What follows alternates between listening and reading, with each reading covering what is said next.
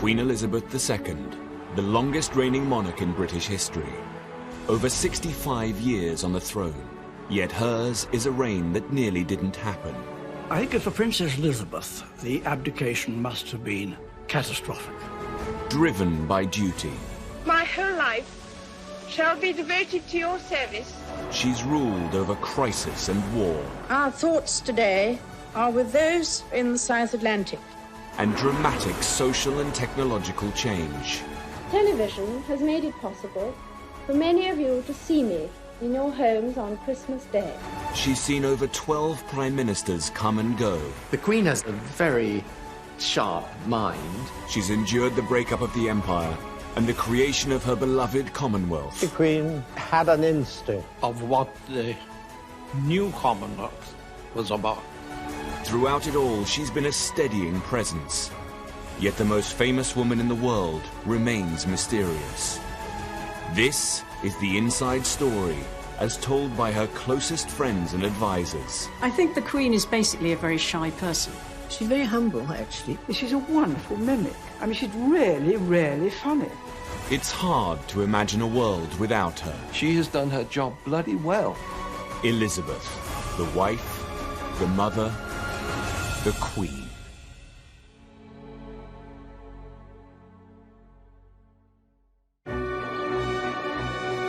The 1970s had been one of the Queen's most difficult periods on the throne. She'd weathered personal challenges with her sister's divorce and political wrangling over the state of her finances. But the 1980s saw the tables turn.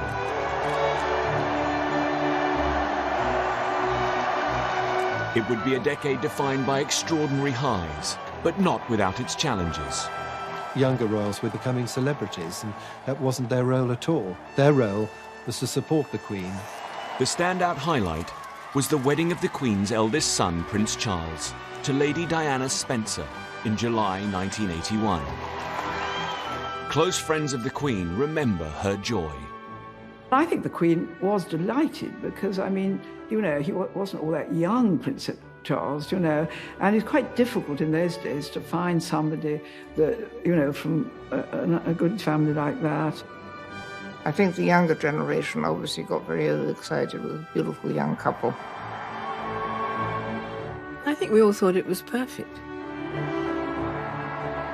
Just the right sort of person.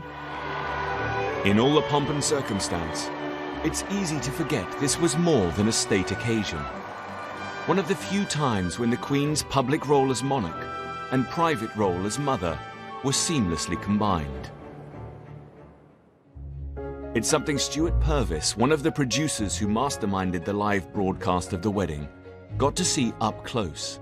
We flooded London with cameras, some of them inside St Paul's Cathedral, some out in the street. Not all of them got on the air, so I sold the network the idea of a Christmas special of the pictures you hadn't seen before. We called it A Wedding in the Family, and these are the shots, some of the shots that we picked out as being things that the viewer would not have seen before. The resulting documentary was broadcast only once.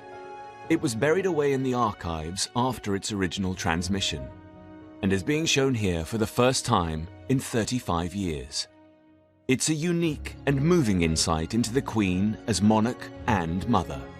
I felt that on the day we'd seen at times quite a solemn Queen, and it just was the way that it turned out. But when you went back and looked at the footage in more detail, you did see these moments where she was just absolutely enjoying the day. She was really relaxed and really happy. With this ring, I thee wed. I thee wed. You began to see that the Queen could enjoy both, if you like, the ceremonial part of it, but also the family part of it. One moment missed by the live broadcast reveals how the Queen was touched by a gesture of affection between her son and his bride. The princess appears to kind of slip her hand in with her husband, kind of joining them together. Probably she was nervous at the moment. That reaction from the Queen, I love that sort of smile of recognition that she spotted what's happened. And she saw what the camera didn't. The exuberant choirmaster, quite carried away, knocking over one of the choir's lampshades. It took quite a bit not to be caught laughing. The Queen spotted it, and you could see her trying to sort of fight back the smile as presumably the lampshade lay in front of her. As everyone could see, there was one lamp without a shade when the speaker got up to read the lesson. Very, very human moment, reminding us that this is you know, the bridegroom's mother as much as the Queen of the country. Spontaneous moments like this give us some insight into what the Queen's really like. One of her most trusted advisors in the 1980s was Sir William Heseltine. As a former private secretary, he's been at her side in good times and bad. He's speaking for the first time in a British TV series about his relationship with the Queen. He remembers how she went out of her way to fulfill the lifelong wish of a Commonwealth servant that wedding weekend. From the time the Queen first visited Tonga through the 60s, 70s, there had been a local, much loved member of the Tongan entourage by members of the household, because at a Tongan feast the usual drink offered was coconut juice or something, but Molly would appear from round behind a tree with a tray saying, "Gin and tonic." When the royal wedding was announced, Molly wrote to Sir William asking if it might be possible to serve at the palace during this special event. And so I spoke to my colleague, the then master of the household, and said, could you use Molly? So he said, under no circumstances, I don't want strange people. I've got my own staff who know what to do. Anyhow, I took a mean advantage of him, and I said to the Queen that Molly had written me this letter wanting to come, and she said, of course he must come. Molly served drinks at a formal party the night before the wedding. Much to his delight, it was him and not the waiting dignitaries that the Queen sought out when she arrived. The Queen came through the door and the first person she saw was Molly. And so forgetting about everybody else, she walked up to him and said, hello, Molly, how are you? And so his life was made from that point on. The early years of the 80s were defined by huge affection and regard for the Queen and the monarchy. But the decade would not be without its challenges, especially in the political sphere, as it saw the Queen come into close contact with another powerful woman, Margaret Thatcher. By the 1980s, the Queen had been on the throne for over 30 years. Her sense of duty, which had been a guiding principle since the beginning of her reign, remained as strong and dedicated as ever. Even her weekends were not her own, because on Saturday mornings, one of the private secretaries was in the office to pack up a red box which went up to Windsor. They tended to empty their desks on Friday for anything that needed attention by the Queen, and had them back on their desks on Monday morning, which was pretty efficient. This attention to detail and dedication extended to her duties outside Britain too. It's something Sir Sonny Ramphal, who was Secretary-General of the Commonwealth and worked with her for over 15 years, experienced firsthand. As head of the Commonwealth, the Queen is a worker. During the Queen's reign, the Commonwealth became a more diverse and multicultural entity. Its endurance is something she cares deeply about. She's always taken the time to know the issues facing each country and discuss them thoroughly with their leaders. The Queen talked with them about their problems, and she knew about their problems.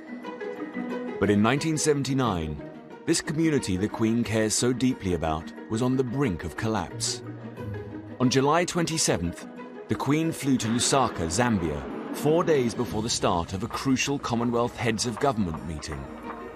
It was an attempt to smooth over a brewing conflict between the African Commonwealth nations and her own British Prime Minister, Margaret Thatcher. The background to the Lusaka conference were the moves inside Rhodesia, Zimbabwe, which had led to the establishment of a black moderate government under Bishop Abel Muzorewa, but it was strongly believed that the Rhodesian former Prime Minister Ian Smith was behind the scenes, kind of pulling the strings. Ian Smith had been Prime Minister of Rhodesia under the old white regime. Many felt he was the real power behind the new black leader, Bishop Muzorewa. I think the expectation was that Margaret Thatcher would be stubborn and reflect a predominantly white sentiment at home. African Commonwealth nations were worried that Margaret Thatcher would endorse what appeared to be a black majority government in name only. Thatcher, the Queen's 8th Prime Minister, had been elected just a few months before the conference. Her apparent lack of commitment to true black majority rule put her at odds with the Queen. From my conversations with the Queen, not conversations in which we talked about Margaret Thatcher's policies, but about how important it was that the Commonwealth should not be the old white dominions. To that extent, they were not on the same page. The Queen realised if she didn't somehow intervene to ease tensions between Margaret Thatcher and the African member nations, the conference could descend into chaos. She decided to broach the subject with Zambian President Kenneth Kaunda, who was hosting the conference. It was her private presence at the conference and the quiet word that apparently she had in the back of the official car from the airport with President Kaunda, encouraging him to be supportive of Mrs. Thatcher's presence and not to attack her in open session. So there was the validity of her presence, but also a quiet, queenly word. Her strategy had the desired effect. Despite expectations, Mrs. Thatcher and the leaders of the Commonwealth managed to resolve their differences. The aim is to bring Rhodesia to legal independence on a basis which the Commonwealth and the international community as a whole will find acceptable. Despite the favourable outcome, the conference raised an interesting question. How would the relationship between the Queen and Mrs. Thatcher develop?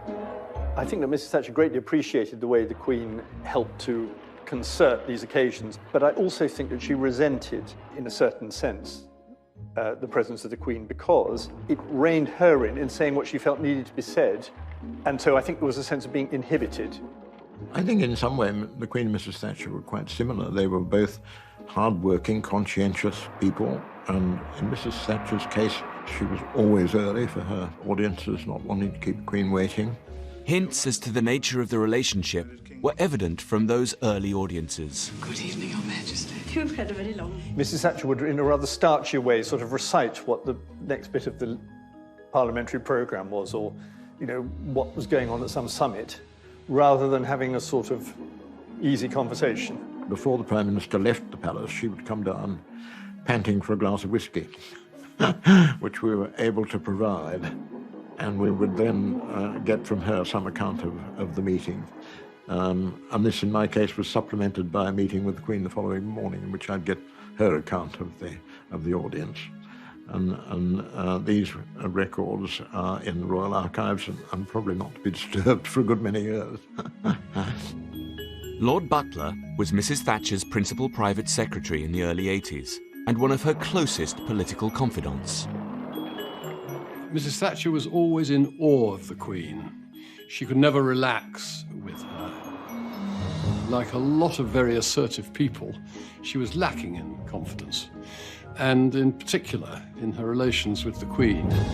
It was on visits to Balmoral that the differences between the Queen and her Prime Minister were most pronounced. These annual prime ministerial visits are a necessary part of royal protocol. Lord Butler attended one of these trips with Mrs. Thatcher.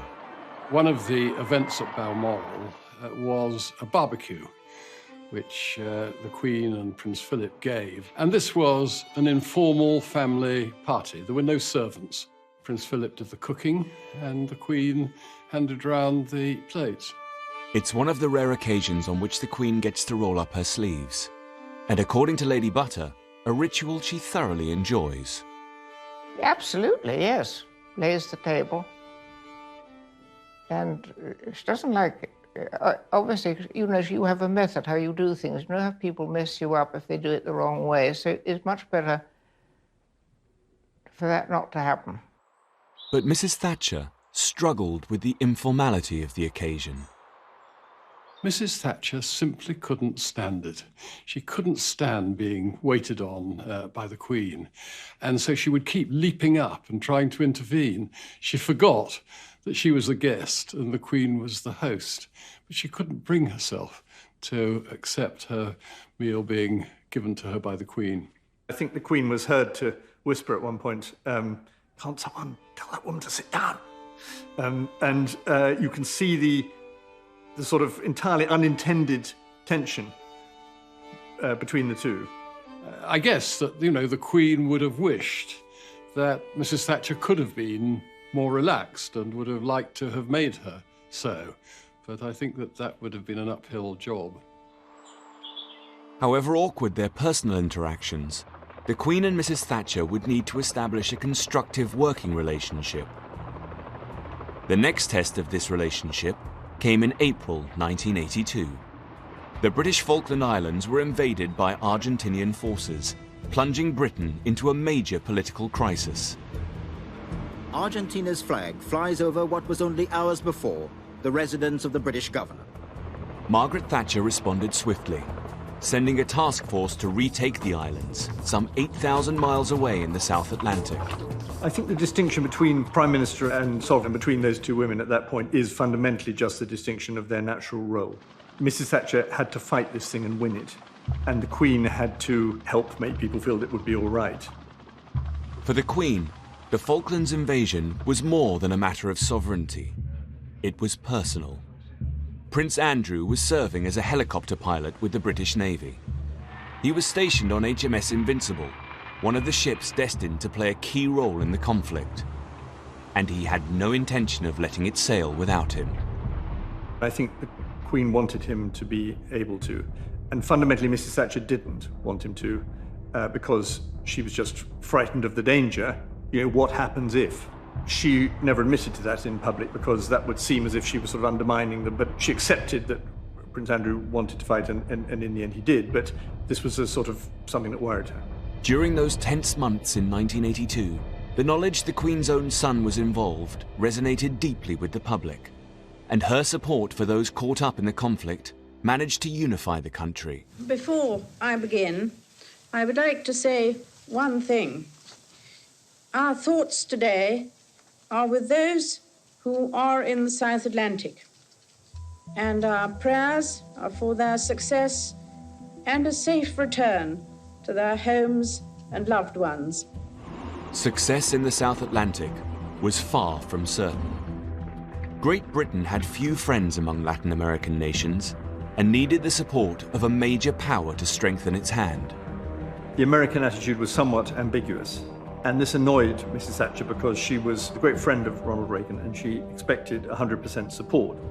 The US Defense Department provided weapons and intelligence, but public support from the president was sorely lacking.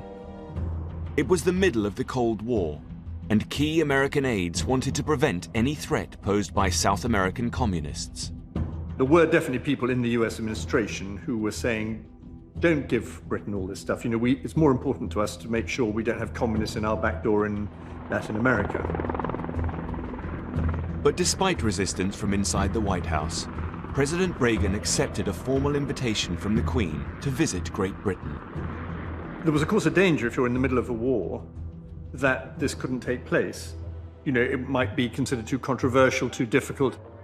Inviting President Reagan and his wife to stay at the Royal Castle at Windsor was a masterstroke. He describes it in his diary as a fairy tale experience. He was really starstruck. It was wonderful. And one of the sort of ironies of history is that here's this, the most important country in the world, the United States, that deliberately threw off the British monarchy. But no one likes going to the palace more than the US president. It certainly appealed to Ronald Reagan, who had a sort of filmic idea of history. The highlight of the trip, captured on camera, was a ride with the Queen through the Windsor estate. He's a keen rider. He's keener than she is at talking to the press, doing the usual presidential exchange with the media, where she's sort of saying, come on, let's go ride, is what it amounts to. The timing of this expertly choreographed visit with the Queen was perfect, and it swayed the pendulum in Britain's favour. I think it was a contributing factor in President Reagan's mind, and he's thinking, which way will the blade lie in this? Will it lie to Argentina or will it lie to Britain? And one factor in it is the overall feeling of friendship between the monarchy and the president. The next day, the president addressed Parliament, pledging his unequivocal support for British forces in the Falklands. Voices have been raised protesting their sacrifice for lumps of rock and earth so far away. But those young men aren't fighting for mere real estate. They fight for a cause, for the belief that armed aggression must not be allowed to succeed and the people must participate in the decisions of government. 6 days later, Port Stanley was liberated and the sovereignty of the islands restored. It was one of Margaret Thatcher's proudest achievements, and her written accounts reveal the excitement of delivering news of the victory to the Queen. She hardly ever wrote a private account of anything, but she wrote a private account of the Falklands War. And she says something like, it was such a thrill to be able to tell her that one of her islands was restored to her. In the aftermath of the conflict, many accused Mrs. Thatcher of grand behaviour and attempting to upstage the Queen. And a Thanksgiving ceremony to mark the end of the war in July threatened to put them in an awkward situation once again. She understood that the Prime Minister is not the big person on this occasion. So she particularly asked that she did not get seated in an important position. Who's the star? Is it this woman, the Queen, or that woman, Margaret Thatcher? Because she's conscious of there's been two women in a very male environment. Mrs. Thatcher would never have competed with the Queen. And on the whole, I think both at the palace end and at the government end, if it was could be avoided that the Queen and Mrs. Thatcher appeared at the same events, they did avoid it. Those close to the Queen say the relationship was always somewhat strained. My observation was that the Queen certainly had some prime ministers with whom she enjoyed a greater degree of warmth, but the relationship with Mrs. Thatcher was always a very proper one. The Queen navigated the political challenges of the early 80s with skill and confidence. Even her awkward relationship with Margaret Thatcher appeared to be working effectively. But one explosive event in 1986 threatened to shatter it. The Queen is arguably the most famous woman in the world, her every move scrutinized and analyzed.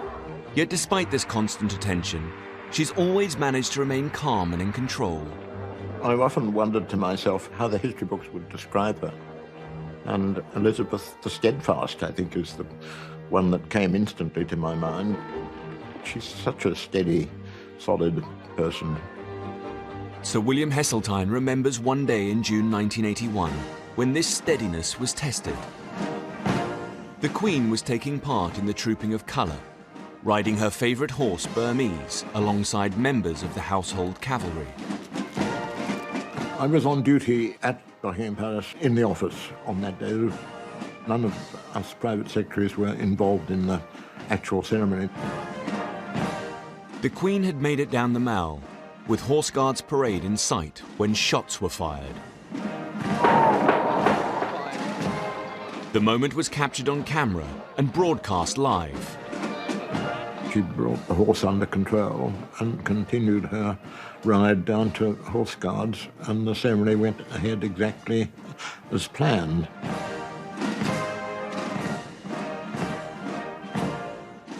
The shots fired were blanks, dispatched by a teenage gunman, but no one, including the Queen, knew that at the time.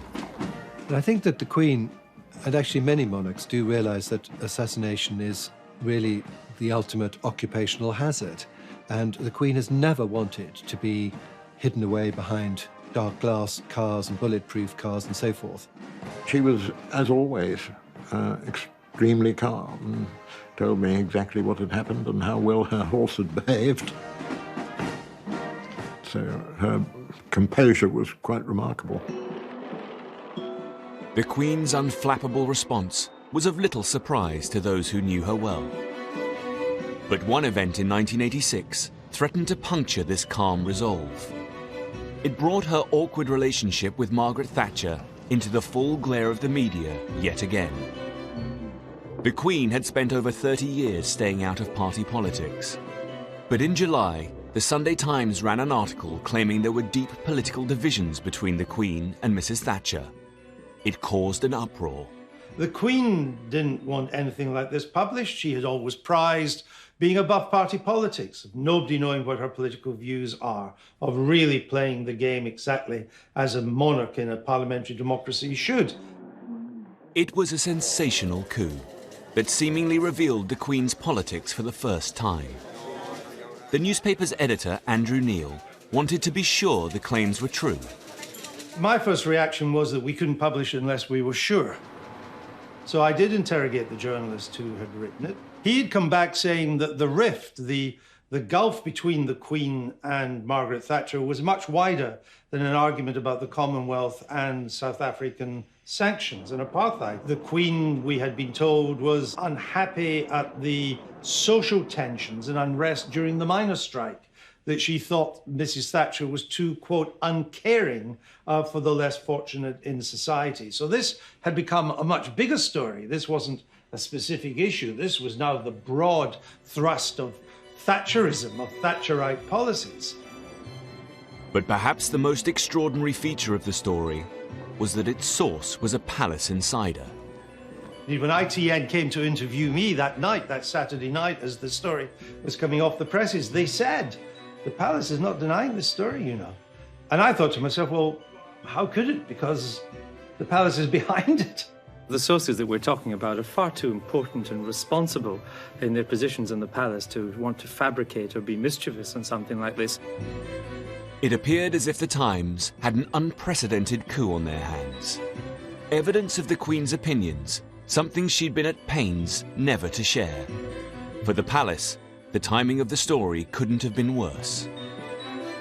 Well, it came at a very bad time.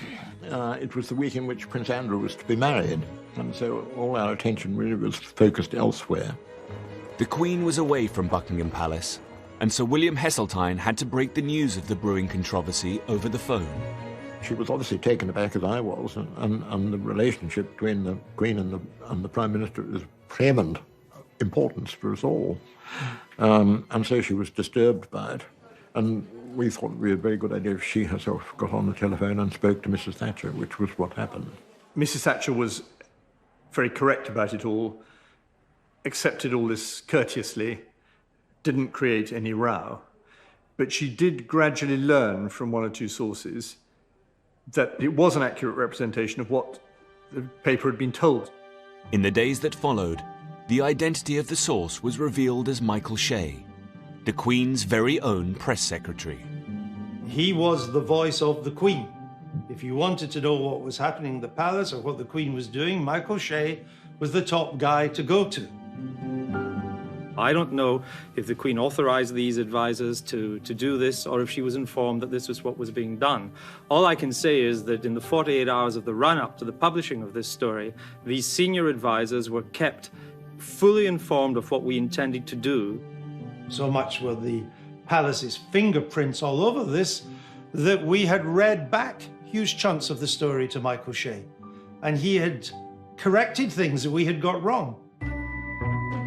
Michael Shea, an ex-diplomat, had been the Queen's key press secretary for 8 years. If Michael Shea felt he enjoyed a good working relationship with the royal family, it would seem that his sentiments were heartily reciprocated. Mr. Shea stood accused of trying to corral the heads of government into line. Someone felt he was being too helpful. Many who encountered Michael Shea during his time as the Queen's press secretary felt he had an inflated sense of his position. Michael Shea had a pretty high opinion of himself as the Queen's press secretary. When the Queen visited China, he was out there fighting for camera positions for the British press. He was a kind of frontline press secretary. I think, to be honest, he became overconfident. He kind of a man who was almost riding for a fall. For the Queen and her most trusted courtiers, Shea's involvement in the story came as a shock. It wasn't for some days after the event that I eventually discovered that it was Michael Shea's briefing on which they had based the whole story, nothing else. And Shea kept denying that anything he had said could have borne this interpretation. William Heseltine, as private secretary, was the Queen's most senior advisor and Michael Shea's superior. He made the unprecedented decision to address the claims in a public letter to the Times. I resolved it to some extent, as people may remember, by writing a letter to the Times in which I set out the constitutional position and privileges of the Queen, pointed out that she'd been an absolutely impeccable constitutional monarch, and it was infinitely improbable that she would suddenly have taken leave of her senses and breached them in such a way as to suggest that she was out of sympathy with her Prime Minister. His letter conceded that Michael Shea was indeed the key source of the story, but accused the Sunday Times of being liberal with the truth. Probably the lowest point for me personally in the whole story, because until then we had been batting back, but as the editor of the Times said, this is unprecedented. This letter could not have been written without the Queen's support and authority. Mr. Shea, have you anything to say about the article in the Sunday Times? No, absolutely nothing. Michael Shea was certainly in no position to offer a view of the Queen's opinions on these matters, and had assured me that he'd not done so. I had to say I came to doubt that assurance somewhat, because the views which appeared in the papers were, I think, very much more those of Michael Shea than the Queen's. We'll never know exactly what he said to the Sunday Times about the relationship between the Prime Minister and the Queen, but he probably went a bit further than he should have done. And then the Sunday Times probably took it a bit further than that. He couldn't find a way of reining it back, and then the balloon went up. It was little surprise then that within the year, Michael Shea quietly left the palace. He had become, at that time, the victim of hubris. And I think he was carried away by a sense of his own self-importance. I think he gave them enough of a lead to write the story as they did. Although little was said in public at the time, the story greatly upset both the Queen and Mrs. Thatcher. She was absolutely devastated by it. She was cut to the quick, because the last thing that she would have wanted was for the public to believe that she had fallen out with the Queen or even offended the Queen in some way. It hurt her very deeply. The Queen, meanwhile, stoic and steady in public, showed a different side behind closed doors. Princess Josephine Lowenstein, an old friend of Princess Margaret, remembers a revealing story shared by the Queen's sister.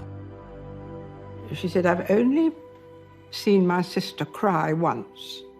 And she said it was when the press put all the articles about her not getting on with Mrs. Thatcher. That they were daggers drawn, that they hated each other. It was absolutely untrue. So that's the only time I've ever seen her cry. The Queen and Mrs. Thatcher's relationship survived the controversy, and they continued to work together until the end of her premiership. It was a hiccup in what was a largely successful decade for the Queen. But one event involving her children would herald a tumultuous new period for the monarchy. In many ways, the 1980s were a golden era for the Queen and the monarchy. The Queen's children got married to the delight of the public, and she settled into her role as grandmother. Lady Glenconner got a chance to see this private side of the Queen up close. I once spent a week at Balmoral. I was sort of looking after Princess Margaret, and I rarely saw her. I mean, she's wonderful with the children. Amidst all the public attention and adoration, the Queen had been quietly supporting those dearest to her through challenging personal times. Lady Butter recalls one unforgettable event in 1979 in which the Queen had rallied around those she loved. The Queen's cousin, Lord Mountbatten, was holidaying with his family in the Irish Republic. It was August, and Lady Butter's son was also staying with the Mountbattens. They were all having a lovely, happy time, all the children. And my son actually rang up and said, "Do you think it'd be very rude if I came back for the bank holiday, if I left for the bank holiday?" I said, "I'm sure not. No, because his sisters were here and people were coming." Lady Butter's son had a lucky escape. On the morning of August the 27th, Lord Mountbatten was killed on his boat Shadow 5 by an IRA bomb. 3 members of the family were injured, but the Dowager Lady Brabourne, Lord Mountbatten's grandson Nick, and a local boy working on the boat were killed. Awful. Awful. You see, it gets me now. Terrible.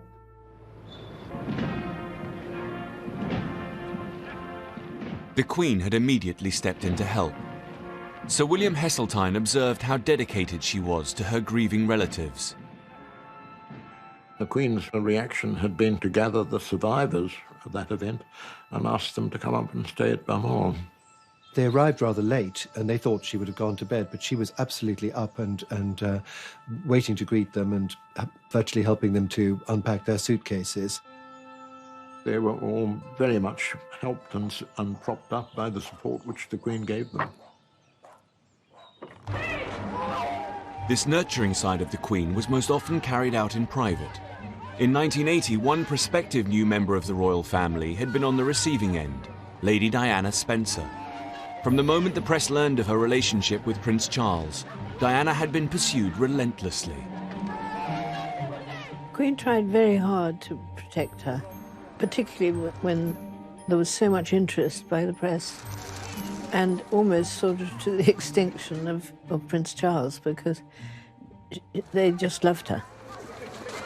It might surprise people now, but at the beginning of her courtship with Prince Charles, Diana was the absolute model of discretion. The fact that the girl kept stumm and that she behaved so gracefully under press pressure made the Queen confident that she would be the right person for the job. But in the months following the marriage, it had become clear Diana was struggling. As early as September, when Diana had some emotional episodes, tantrums in Balmoral, it was the Queen who intervened and arranged for her to go down to London and see at least one specialist there to help calm her down. The Queen was certain the incessant attention of the press was the cause of the princess's distress. Her response was remarkable. For the first time in history, Fleet Street editors were invited to the palace for a private audience with the Queen. She explained the problem of this new young recruit to the family and the enormous pressure that she was under. One of the editors responded rather robustly and said, well, if she goes out in the street, she's fair game. And the Queen replied, well, that's a very pompous remark.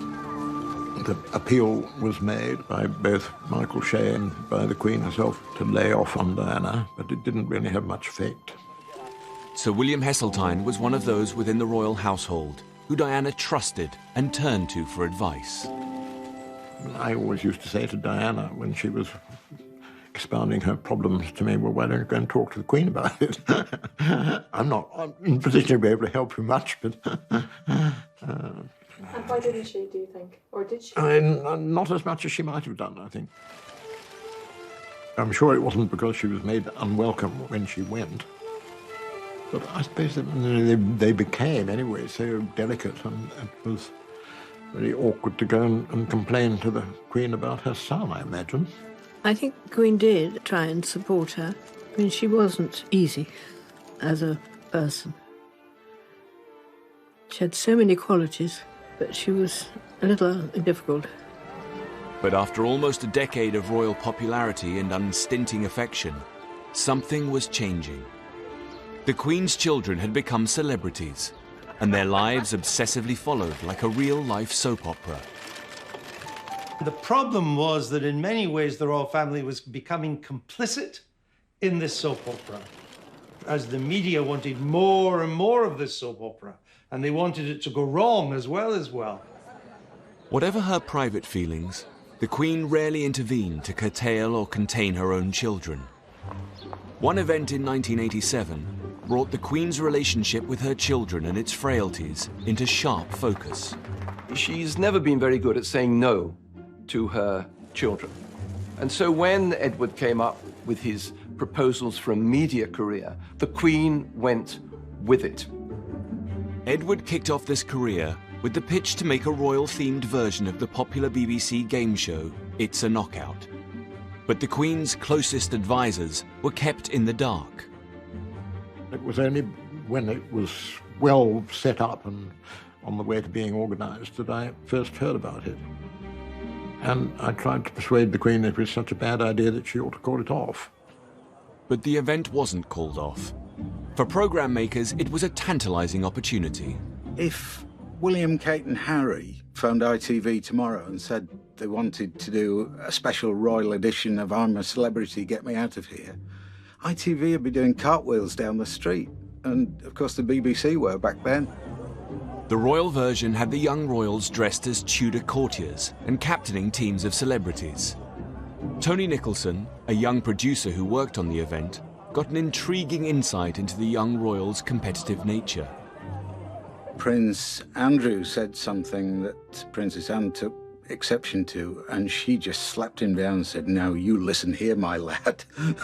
And I thought, this is a side of the royal family not many people get to see. The press reaction was scathing. They deemed the whole affair a huge embarrassment to the Queen and her family. The Sunday Times did cover it as a royal knockout at the time, and we weren't very complimentary. It was a harbinger of bad times to come for the monarchy. The programme was such an embarrassment to the royals, it hasn't been shown since. The reaction of Prince Edward after the games made a bad situation even worse. I know the captains have enjoyed themselves. I only hope that you've enjoyed yourselves. Have you? Well, thanks for sounding so bloody enthusiastic. What have you been doing in here all day? Have you been watching it? Yeah. What did you think of it? The newspapers the next morning were splashed with headlines branding the prince childish and petulant. Those close to the Queen recognised it as a PR disaster. Well, I was rather reluctant to talk to her about it. Afterwards, I ended up trying to persuade her to intervene, and unsuccessfully. But I'm sure she couldn't have been very pleased. Nobody could have been pleased with the press reaction that followed. It was a moment of hubris for the royal family after a decade of unparalleled popularity. And it marked the beginning of a change in the public's relationship with the Queen and her children. When you talk about the possibility of having let daylight in on the magic, this did more damage, I think, than almost anything that happened in my time. In many ways, the 80s had been a golden age for the Queen and her family. There were weddings, births, and moments of national celebration. But by the end of the decade, the tide was turning. There was a growing disenchantment with the royals and their celebrity lifestyles. The Queen did what she always does best. She carried on. The Queen and the monarchy bore the brunt of this disaffection, making the 90s her most challenging decade yet. 1992 marked the Queen's 40th year on the throne, but what should have been a time of celebration became marked by disaster. In the words of one of my more sympathetic correspondents, it has turned out to be an annus horribilis. Days before her now infamous speech, a devastating fire had ripped through the Queen's castle at Windsor. A scene of chaos and destruction. This castle, dating back to the 9th century and which survived the wartime blitz, now struck at its very heart. The Queen's close friend, Lady Penn, knew just what a blow it would be. Windsor's her home. It must have been awful for her to see it on fire like that. Terrible. The Queen was at Windsor as the fire raged, but with the Duke of Edinburgh away on official engagement, she had to oversee efforts to save the castle without his support. She wanted to take out, whilst it was still safe to do so, those small things that were of great value to her. So she was actually actively involved in going into rooms that were very smoky. The Queen walked away disconsolate. She could shake away the wet, but not her worries.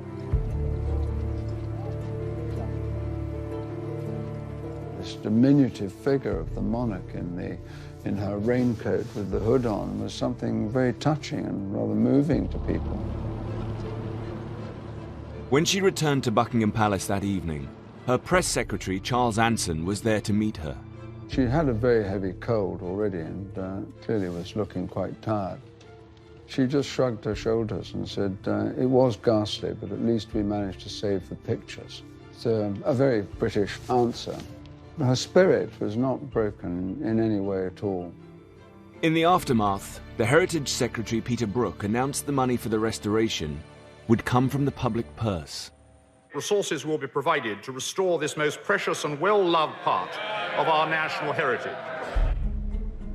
I think he just assumed that the public would want to see the castle restored, and that the public would expect that that was something that would fall on the public purse. But Britain was in the midst of a crippling recession, and the recent marital problems of her children had severely dented the popularity of the Queen. The public had no intention of paying. We had reached a point, I think, in November '92, where the febrile mood of people was very strong on anything to do with the royal family. It was a testing time as the Queen and her advisors attempted to ride the wave of negative public opinion.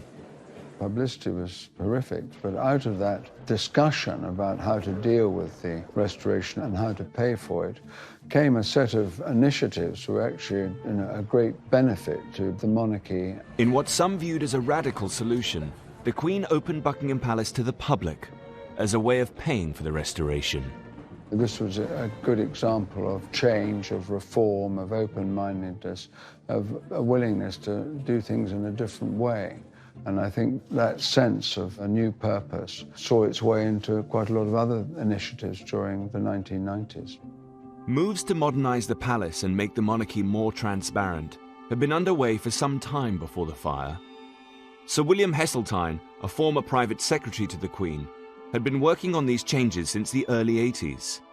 He knew it was vital that the Queen be seen to pay her way. It all really turned on money. And one of the things which was under consideration then, but which didn't happen until after the fire at Windsor, was whether the Queen should pay tax.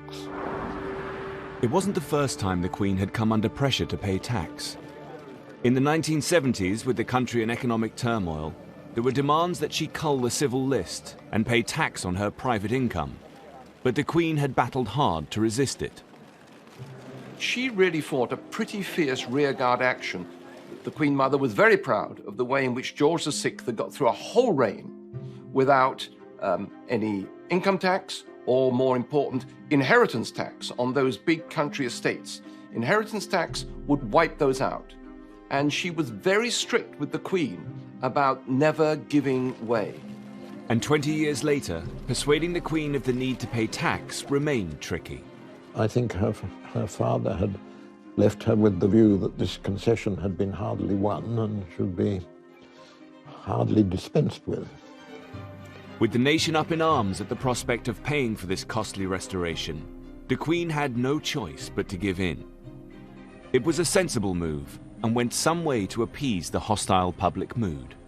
I think it was a good decision, and I think it did have the effect of removing a sore from relations with the public. Events at home in 1992 would be a precursor to the difficult decade ahead. There would be challenges abroad too, as the Queen paid royal visits to a former communist and an anti-monarchist. In the early 90s, the Queen's popularity at home was low, and the monarchy heavily criticised. And there was to be no let-up. As she embarked on a series of sensitive foreign trips, she would call on all her years of experience. In February 1992, she travelled to Australia. She'd been all over the country on her first post-coronation tour in 1954, and it had remained close to her heart. I find, as do the most hardened of travellers, that a visit to Sydney still lifts the spirits with its beauty and the warmth of its welcome. But the newly elected Prime Minister, Paul Keating, had big changes in mind. He wanted to cut all ties with the monarchy. Keating always, in his heart, harboured the idea of an Australian republic. And once Keating became Prime Minister, it was Keating who forced open the window and said, "We're going to do it." And Keating was consistently outspoken about his desire to make Australia independent from Great Britain. Just as Great Britain some time ago sought to make her future secure in the European community. So Australia now vigorously seeks partnership with countries in our own region. I have a vivid memory of that visit to Australia that, certainly in media terms, that they wanted to portray this visit as a confrontation between the Royalists and the Republicans. Keating, as the champion of the Republican cause, became a target for the tabloid press in Britain. It started as soon as the Queen touched down in Australia. As the Queen walked down the steps of the aircraft, she greeted the Prime Minister and his wife, who is Dutch, and she didn't curtsy. And immediately the press said, look, this is another sign of the Keating family's rude behaviour in front of the Queen. The Queen represented everything the Republican Keating wanted to dismantle in his bid to make Australia a modern nation. But the relationship that developed was something of a surprise. Keating has vivid memories of his interactions with the Queen. There was a lightness about her, if she was allowed to be light. If I think the events and the Prime Minister were very formal, then she closed up and became formal too. But if she was encouraged to be lighter, she would be lighter. And they bonded over an unlikely common interest. The Queen or a member of the royal family wouldn't expect a Labor Prime Minister, of all people, to have an intimate knowledge of the English Regency. I referred to particular pieces of objet d'art she had in the royal collection and said to her, well, I have similar things by the same makers. On one thing she said, I should have that. I said, ma'am, will you get that big checkbook of yours out? And you can have it. But over the course of the visit, the press insisted on painting Keating's behaviour as inappropriate. At a packed reception in the Australian Parliament building, he was accused of manhandling the Queen. I was trying to encourage the Queen to people I knew she knew. And this is where some photographer snapped me with my arm around her. It was a perfectly instinctive gesture, but the press, of course, had it immediately as not a pat on the back, but probably a pat on the backside or whatever it was. According to Keating, the Queen was anxious about how his gesture was willfully misinterpreted by the press. The then Governor-General, Bill Hayden, had told me the Queen came to his office very stressful, he said, about the reports in the London media, saying they're completely fictitious and wrong, and that she sort of offered her apologies about the behaviour of the press. But their personal warmth didn't prevent Keating from delivering bad news. The following year, he visited the Queen at Balmoral and informed her of his intention to make Australia a republic. I admired the fact she met me alone, because I'm coming with a message that she had encountered in a number of countries which had become republics within the Commonwealth. She was very proper. She understood the weights. And what more could I ask for? Although they were ideologically on different sides of the argument, the Queen never held a grudge. In fact, Keating remembers their encounters as surprisingly candid. She was very, very open and frank in her dealings with me about her family, about the sort of way she saw the world. Now, whether she adopted that policy with other prime ministers, I can, of course, can never know. Although Keating lost power in 1996, the Republican drive he ignited would dominate the rest of the decade. It culminated in a nail-biting referendum in 1999, in which the people voted against a republic. Today, the Queen is still sovereign in Australia. In 1994, the Queen would embark on yet another challenging and sensitive foreign trip.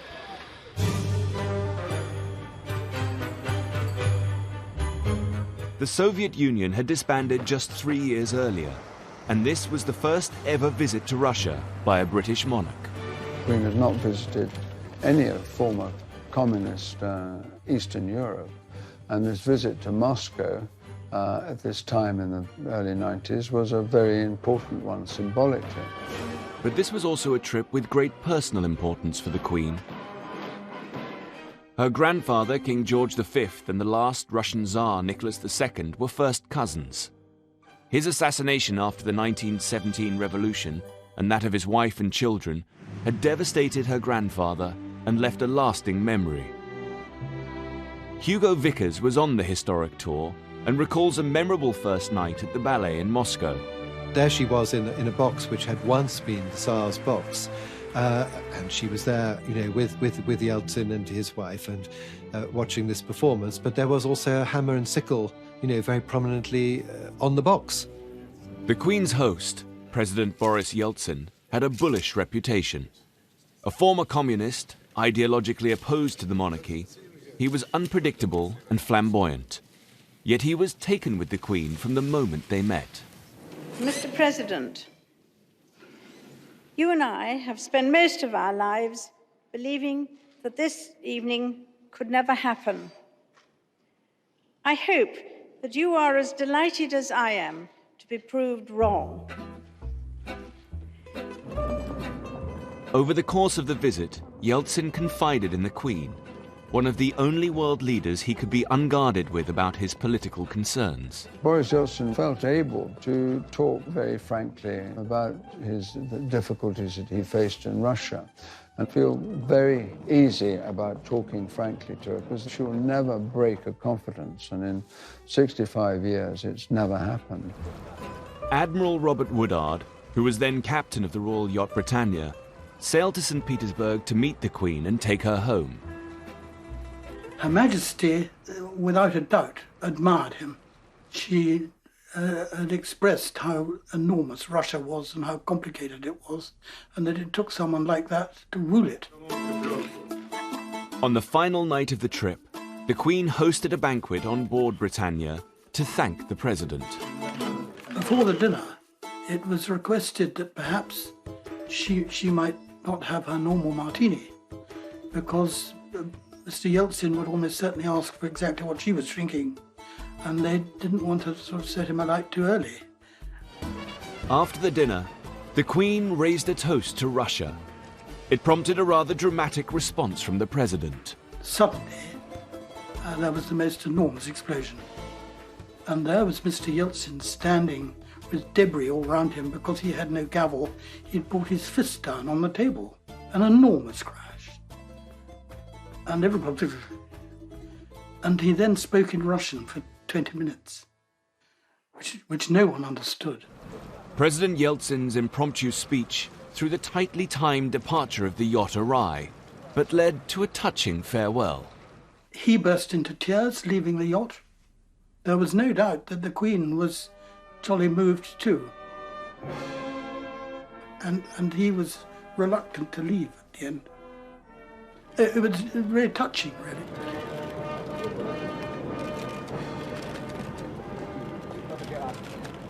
But the most momentous trip of the whole decade would come the following year.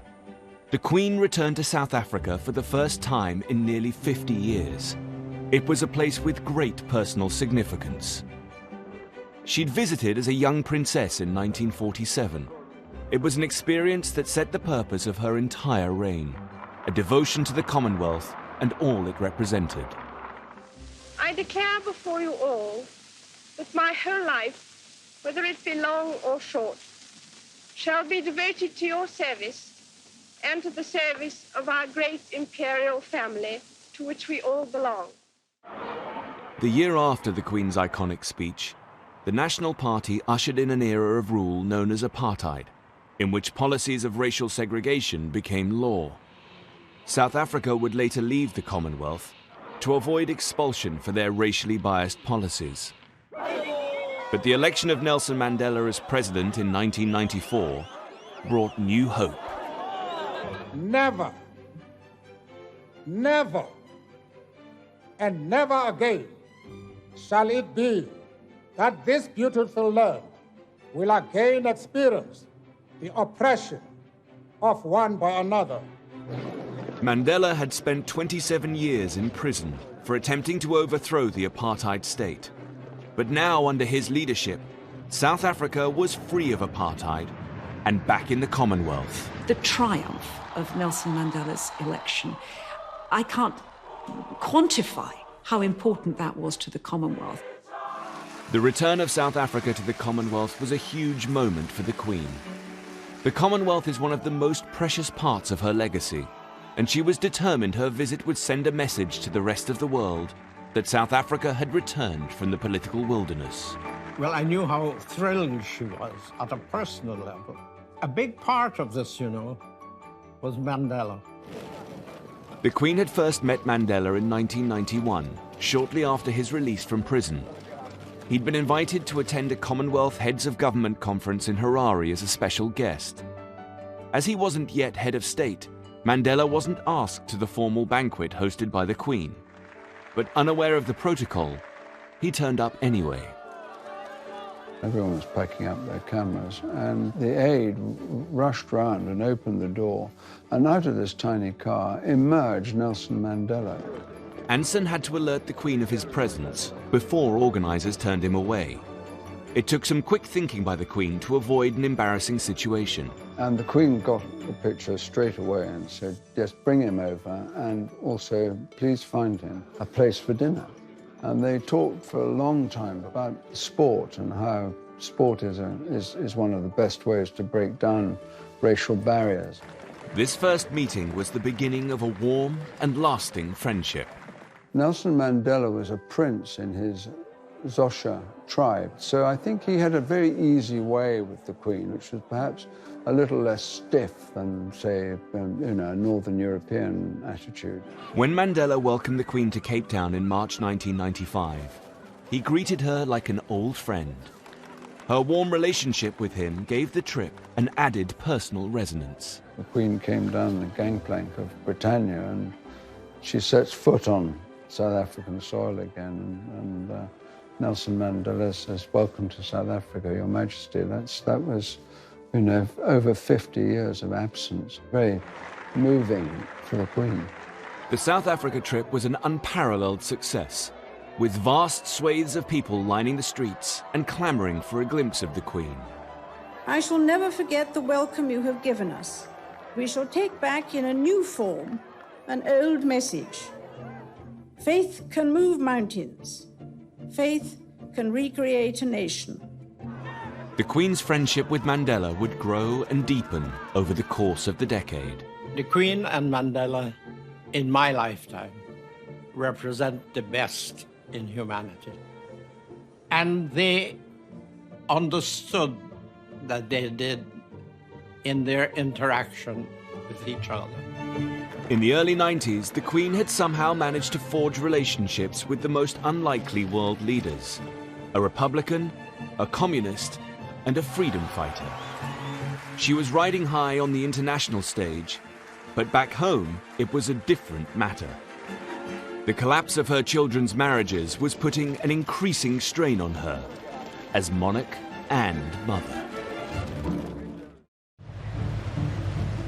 While the Queen was a resounding success on the international stage in the first half of the 90s, things were far from rosy at home. The public were growing tired of the marital indiscretions of her children, now documented daily in the tabloids. The problem is if you invite the press to intrude when things are good, you pretty much have to put up with them when things are bad as well. In March 1992, the Duke and Duchess of York announced their separation, and the next month Princess Anne divorced Captain Mark Phillips. But it was rumours about the marriage of Prince Charles and Diana that proved most troubling. Andrew Neil was editor of the Sunday Times, one of the newspapers pursuing the story. We had seen more and more stories that there was a serious rift in the marriage between Charles and Diana. So we began to investigate this. We began to see there was something to it. In June, Andrew Morton's book about Diana was serialised in the Sunday Times. It painted the Wales's marriage as miserable from the start and accused the Queen and the royal family of being uncaring. This was a story about a woman who was so unhappy that she had attempted suicide, that she had contracted a serious eating disease, that she had affairs herself, that she was accusing her husband of having affairs. And the significance was that for the royal family, for the Queen and Prince Philip, she was the future. Sir William Heseltine was at the races with the royal family the day after the book was published. I remember sitting in the back of the box with Diana, who was by this stage in tears, because at that stage she was still denying any hand in the publication of the Morton book, I don't think that it had been a very comfortable lunch for her before we got there.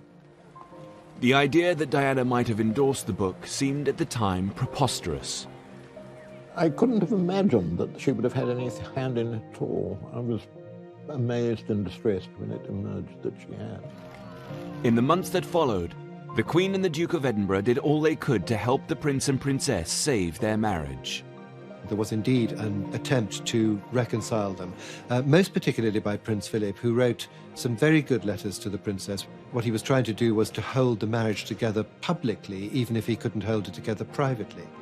The Queen, aware incessant speculation about the state of the marriage could seriously damage the monarchy, called on Charles and Diana to take decisive action. On December the 9th, 1992, the Prime Minister, John Major, with the approval of the Queen, announced the separation in Parliament. It is announced from Buckingham Palace that, with regret, the Prince and Princess of Wales have decided to separate. Their Royal Highnesses have no plans to divorce, and their constitutional positions are unaffected. The statement claimed that despite the separation, it was still constitutionally possible for the Princess to become Queen. Lord Butler, John Major's cabinet secretary, saw it as an attempt to restore public faith in the monarchy. It was like being in a rough sea. And what was essentially needed was to get into calmer waters and try to avoid some other great blow coming. The hope was the separation would draw a line under what had been one of the most precarious periods in the Queen's reign. Endless speculation, if there's any sort of basis of truth in it, is sapping of any institution. So I think there was certainly a point where it was better to say something than to continue to try and hold the line without making much comment. But the speculation continued, and at the expense of the Queen and the monarchy.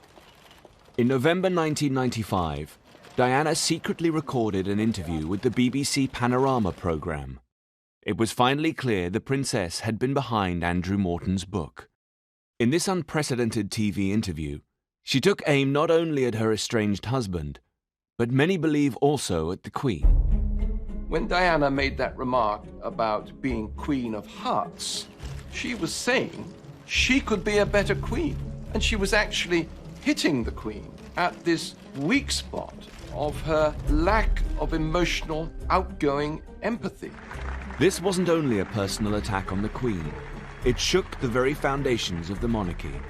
And the Queen knew there was only one course of action left to take.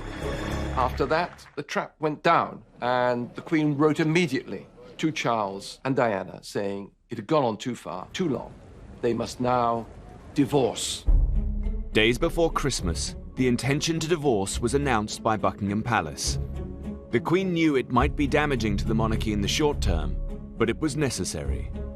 I think by that time it had become felt that it was the lancing of a boil, that this relationship of simple separation couldn't go on, and that therefore, to mix my metaphors, the nettle had to be grasped.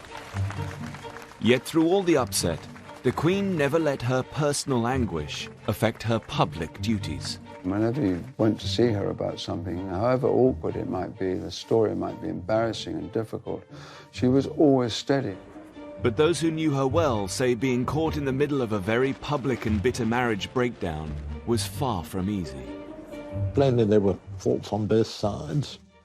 But it would have been, I think, impossible for her to disregard the fact that one of the parties in this was her son. So I think it was horrible for her. The non-stop criticism of the press, scrutiny over her finances, and debates over the value of the monarchy had taken their toll. But there'd always been one place she could retreat to. Nearly 40 years old, the Royal Yacht Britannia had been her home on the seas for almost her whole reign. She and Prince Philip had designed it as a young married couple in the 1950s. I name this ship Britannia. I wish success to her and to all who sail in her. The Queen grew to love the yacht and her life on it. Commodore Tony Morrow was one of Britannia's 11 captains. This is the anteroom where people would congregate before perhaps a dinner in a small area here, and then afterwards into the drawing room itself. There is a piano here, that was here, played and used by Princess Margaret. Princess Alexandra, I think, also had played the piano here on occasions. It would have been very much the drawing room area where they would sit and just be able to relax after dinner. On the port side, we would see His Royal Highness the Duke of Edinburgh's private study, where he would go and operate. And then on the starboard side here was the Queen's study. Red boxes would come in here, and I think she would have the opportunity of a quiet time, or perhaps discussing the programme of the day or the future programme that was being undertaken by Britannia. People never necessarily really understood that Britannia was very simple. It was described by many as a country home because of the simplicity of it. That was the great hallmark about the beauty of this ship. Nothing was over the top or exaggerated. They wanted that and they created it like that. But as well as being a home on the seas, Britannia was very much a working ship. The Queen had used it throughout her reign to sail to the farthest reaches of the Commonwealth. Admiral Robert Woodard was commander of Britannia in the early 90s. He recalls some memorable evenings with the Queen and her Commonwealth leaders. The atmosphere was like a huge family reunion. And the very first and only time I heard Her Majesty interrupted during a speech by jokey heckling. But I remember her saying, you know, do shut up, I'm trying to make a serious point. She was talking to them as family. And it was fabulous. He also remembers a conversation with the Queen that reveals just how important the yacht was to her. She said, the only holiday that I truthfully get is in the Royal Yacht, going from Portsmouth a long way round to Aberdeen, taking 2 weeks, when I can get up when I like, I can go to bed when I like, I can eat what I like, I can stop where I like, I can walk where I like, and my time's entirely my own. But in 1995, this refuge on the seas was under threat.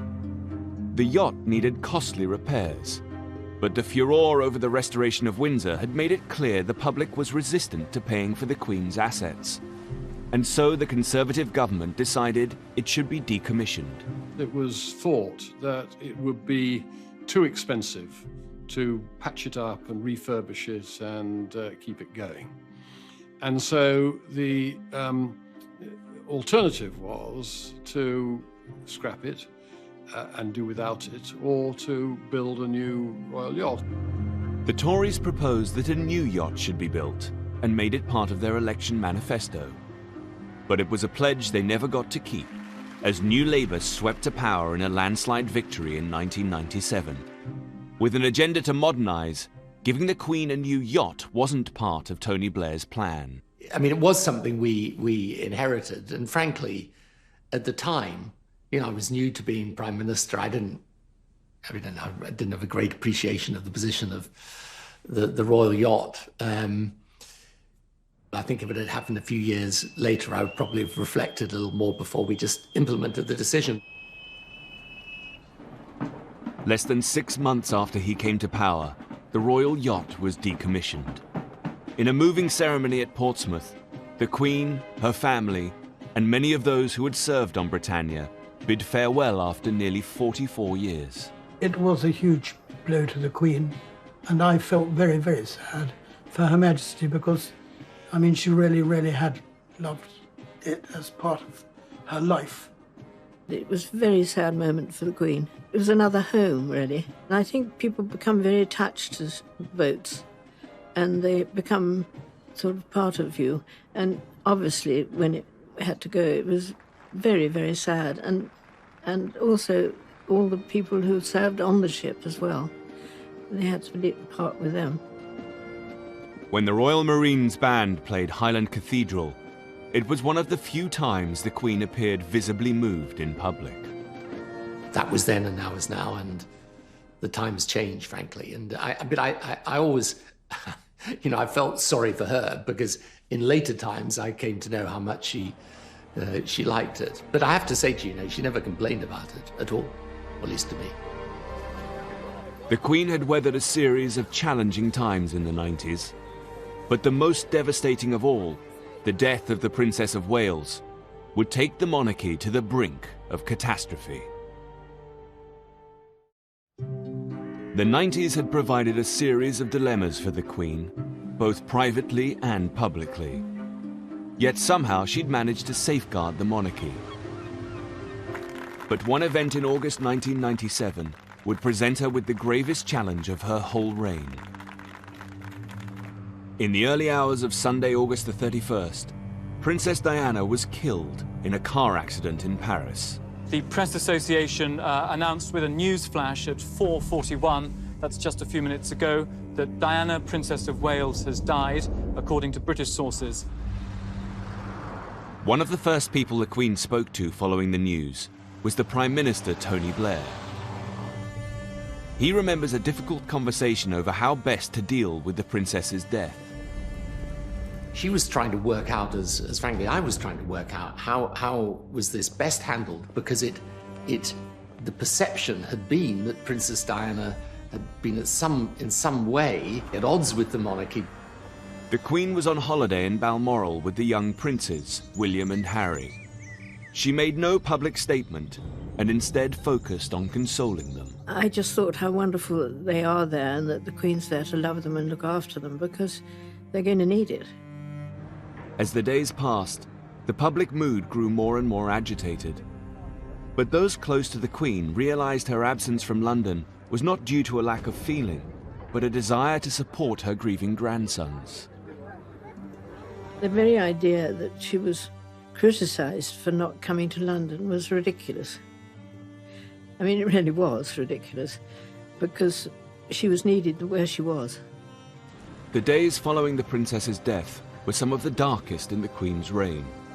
The institution she had pledged herself to nearly 50 years ago was threatened like never before. You heard people saying, you know, she's probably out on her horse and shooting, and Prince Philip would probably out killing animals, and it was just crazy stuff.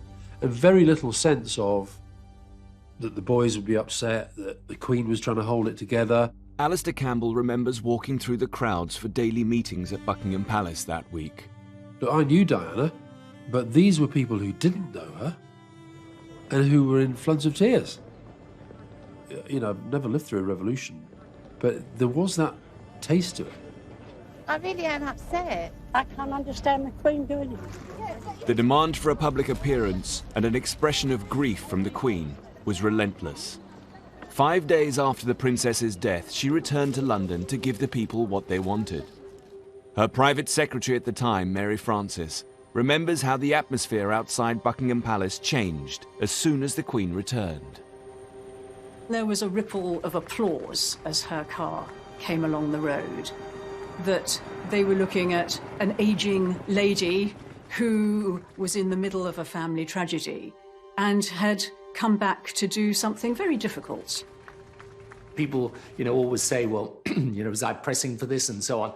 And the truth is, yes, I thought it was important that the Queen responded to people's feelings, but really in the end, she did it herself. The Queen doesn't give in to pressure. She does what she wants to do, and rightly. And she realised that, you know, that it was important that she did. The gesture that made the biggest difference was a live broadcast to the nation the day she returned to London. So what I say to you now, as your Queen and as a grandmother, I say from my heart. The moment she spoke as a grandmother, and not just as a queen, she demonstrated to the people that she understood their concerns and feelings, and she also explained to them something of her own feelings. So I think, you know, that was the moment, I think, when she brought people back to her. Many people would argue that this should have happened earlier and she should have come down earlier. But her motivations were undoubtedly absolutely the best. And I'm not going to say she was wrong. The princess's death marked the climax of almost a decade of challenges for the Queen. Nothing before had demanded such a powerful public statement from her, and nothing would again.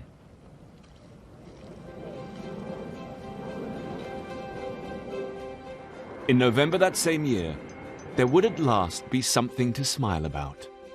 It was the 50th anniversary of the Queen's marriage to Prince Philip. And it also marked the restoration of Windsor Castle, a 5-year project painstakingly overseen by the Duke for his wife. He really masterminded the whole of the rebuilding of Windsor after the fire. He was so proud of it all, and how he'd found these people to do these wonderful things to make it back to what it was. Peter Riddington and Chris Watson were part of the team that undertook the massive restoration project. These original drawings were the first presented to the Duke and Queen for their approval. These are really incredibly significant at a national level because these are explaining what it is about the buildings, what it is about the different parts of the buildings that are important and how they should be restored and how they would be restored. There was a very positive reaction to the design proposals. It was pretty much just get on with it. From the beginning, the restoration was a mammoth task, and one that had never been undertaken in Britain before. We got a lot of people saying, you've got to wait 20 years for it to dry out. We had a lot of people saying, we haven't got any skills now, and we're going to have to go to Russia to get the skills because they know how to do gilding in palaces.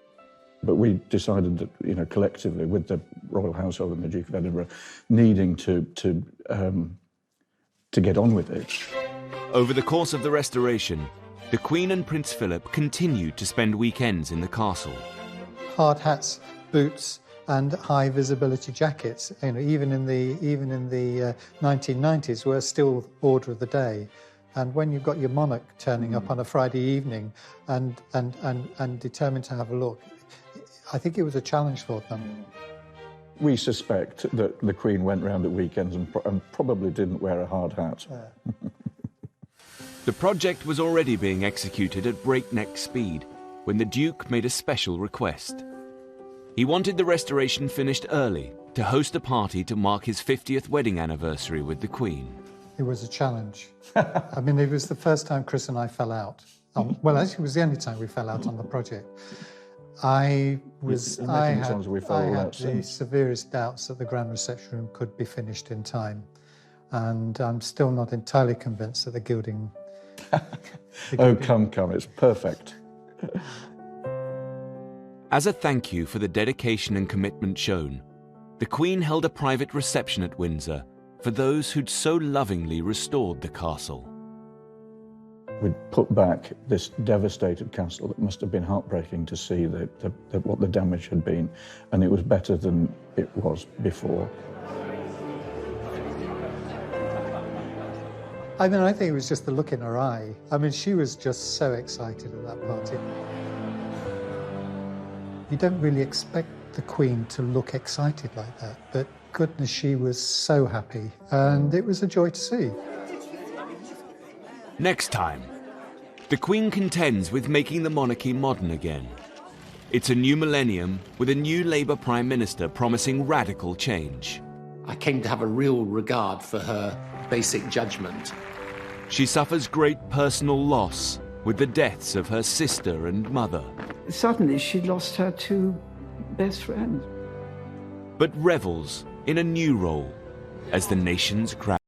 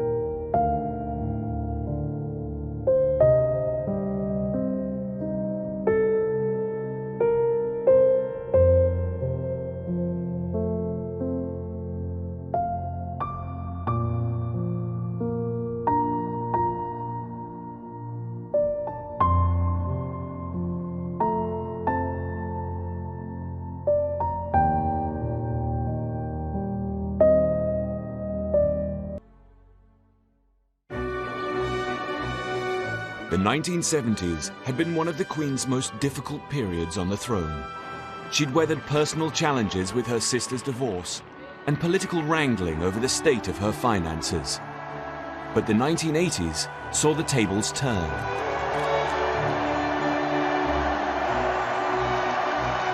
It would be a decade defined by extraordinary highs, but not without its challenges. Younger royals were becoming celebrities, and that wasn't their role at all. Their role was to support the Queen. The standout highlight was the wedding of the Queen's eldest son, Prince Charles, to Lady Diana Spencer in July 1981. Close friends of the Queen remember her joy. I think the Queen was delighted because, I mean, you know, he wasn't all that young, Prince Charles, you know, and it's quite difficult in those days to find somebody that, you know, from a good family like that. I think the younger generation obviously got very excited with a beautiful young couple. I think we all thought it was perfect. Just the right sort of person. In all the pomp and circumstance, it's easy to forget this was more than a